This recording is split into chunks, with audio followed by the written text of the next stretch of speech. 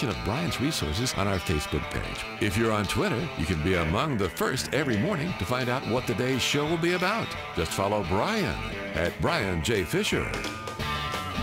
All right, Focal Point, Kevin in for Brian, who I just found out in the break has been sounding like a bullfrog for the last 4 days. So I will also, Harold, pray for, now that's not a bullfrog.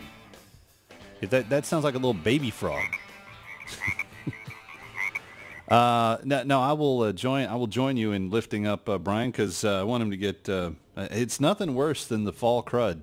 And it gets in the voice, and those of us that use our voice for a living, it's just, it's not fun. By the way, on my broadcast tonight, coming up on AFR Talk, 8 p.m. Eastern on some stations, and of course on AFR.net, and then again at 4 a.m. Eastern, we're going to talk about God, Life, and News, but we're going to talk about a new law in some states where they're looking at bringing paddling back. Now, I wonder if Brian Fisher ever got paddled when he was in school. I know Kevin McCullough did. It was always for talking too much, by the way. I know, people are shocked that I say that. Once had an aunt tell me, and I remind her of this constantly. She one time was babysitting me, and she looked me straight in the face, and she said, Kevin, if you can ever find a job where you can do something with your mouth, meaning speak, you will never go hungry. Thought that was a pretty good line. Didn't even know about talk radio at the time. The Kevin McCullough Show comes your way tonight, 8 o'clock Eastern on many of these same AFR stations, and network-wide at 4 a.m. tomorrow morning. And if you want to listen online, it's AFR.net each weeknight at 8 p.m. Eastern as well. Okay, we've been talking about the president and kind of his fumble bluster at the UN. I just made that word up, by the way. It's when you want to bluster your way and talk big, but you really fumble. It's a fumble bluster. We'll write that one down. It's Jeff. Make note of this. Submit that to Webster's first thing tomorrow morning. I don't want Fisher beating me to the credit for that. It happened on his show, but I was the one that came up with the word. I want to make sure I get in the Webster's dictionary as derivated by Kevin McCullough. Anyway, 888-589-8840. Let's go to Ricky in Rocky Point, North Carolina. More than just a tongue twister. It's an actual person. Hey, Ricky, welcome. You're on Focal Point with Kevin McCullough this afternoon. Nice to have you with us. Thank you, Captain. With regard to the president's speech at the United Nations, I think that it was a historical moment. I think it was a signal moment.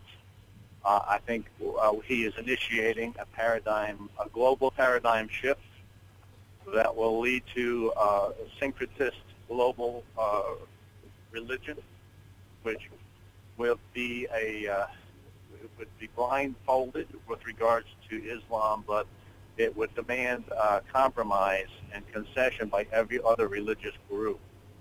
I really think that's what we're seeing. Huh. It's interestingly enough, tonight I'm a Torah observant Messianic Jewish person, and tonight is Erev Yom Kippur. Mm-hmm. Tomorrow, on the Day of Atonement, Ahmadinejad is going to have the pulpit there at the United Nations with which to curse the nation of Israel. I think as believers, we should know. Romans teaches us that we do not support the root, but the root, Israel, supports us. And the unhappy or the uncomfortable fact is that our religion is a geopolitical reality because we are tied at the hip to the land of Israel and the people of Israel. All right, Ricky, I agree with nearly everything you said. Thank you for the call. 888-589-8840. 888-589-8840. I do wonder if someone in the UN kind of planned that, by the way. Yeah, let's put Ahmadinejad up on Yom Kippur. Just as an added insult.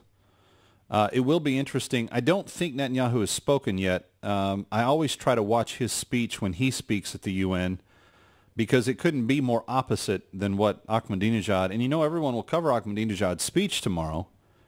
And it's going to be weird. the fact that the president did not take any time in his visit to New York to speak with any world leaders, though they are all gathered in his country's largest city, where he happens to also be. Didn't meet with any of them. And the excuse that I saw on, what was this, Drudge Report, I just saw it before we went on the air. Yeah, it's right here. One of the people from the president's press corps is that he's got to skip the meetings with foreign leaders because if he meets with one, he'll have to meet with 10. Okay, color me kind of not the smartest guy in the world. Isn't that kind of the job of the president? He meets with other world leaders. Yeah, this was put up by Daniel Halper on the Weekly Standards website. The reason why President Obama is not meeting with any foreign leaders this week's United Nations General Assembly in New York, as one aide to the president explained, because if he met with one, he'd have to meet with 10. He was scheduled to attend a reception for world leaders at the United Nations on Monday night, but a campaign advisor acknowledged privately that in his election year, campaigning trumped meetings with world leaders. Look, if he met with one leader, he would have to meet with 10. The aide said, speaking on condition of anonymity with the Times. Now, earlier today, Katie McFarland, who you may know from Fox News, happens to be a friend of mine, she tells me that if the president would engage world leaders, then that would have kind of by necessity caused Mitt Romney to engage with world leaders, and that he and Netanyahu evidently share a great past that they may have gone to the same school or something along those lines. But anyway, there's a connection between he and Netanyahu that's very close. And KT was kind of off the cuff punditing to me the idea that perhaps it was inadvisable for the president to meet with other world leaders because the pictures of Obama and Netanyahu meeting might come off looking very grumpy and kind of not so pleasant. Whereas if he meets with Mitt Romney, which would have then, happened within just a very short period of time following, they would have looked very friendly and engaged. I don't know. I mean, it could be any of those reasons. These are all just speculations at this point. But he did not have time to meet with world leaders when they were all in his country, and I kind of thought that was the job of the commander-in-chief. 888-589-8840. Let's go to line 2. Ryan is in Grants Pass, Oregon. Ryan, welcome. You're on with Kevin McCullough on Focal Point. Hi. Hey, Kevin. How you doing? I'm okay. Hey, I just wanted to call. First off, I don't agree with the religion of Islam at all, but I did want to take note with calling the prophet a pedophile. Although I don't agree with marrying off 9-year-old girls, it's kind of you're judging somebody 1,500 years ago on our standards today. And I'll give an example. My great-great-grandfather was 19 years old when he went off to World War I, and right before he left, he married my great-great-grandmother. She was 14. They were married in a Baptist church. I don't think Baptists are pedophiles, because I'm not a pedophile. I just think that the rules 150 years ago, or 130 years ago, whatever, were different, and they've gradually come up to where our age of consent now is 18. And I don't think the age of consent would ever be 9. I just don't think calling somebody a name based in what we believe today and the standards we have today is fair for somebody 1,500 years ago. Ryan, it was wait a minute. It was antithetical to law and to moral practice 1,500 years ago to sexually tie young children to adults at that time as well. This is not that's a specious argument, it seems, in my mind. Well, I don't think that from what I've heard in news and all, mind you, that's the only way I get it. I don't live over there. I've deployed over there several times, but thank you for your service. They don't generally, in today's world, marry off 9-year-old girls. It happens rarely, and it's looked down upon now. In the Islamic world, it's looked down upon if you do that. Now, they have other stupid things where they'll, honor kill, which is still used. But what I'm saying is the way we judge things today is different than the way we judged things 1,500 years ago. I would call it wrong. I would call marrying off a 9-year-old wrong today and even then. but I don't think slamming, a term pedophile on somebody is correct, is a correct thing to do. I don't think it makes us look, intelligent and, understanding of history. Okay.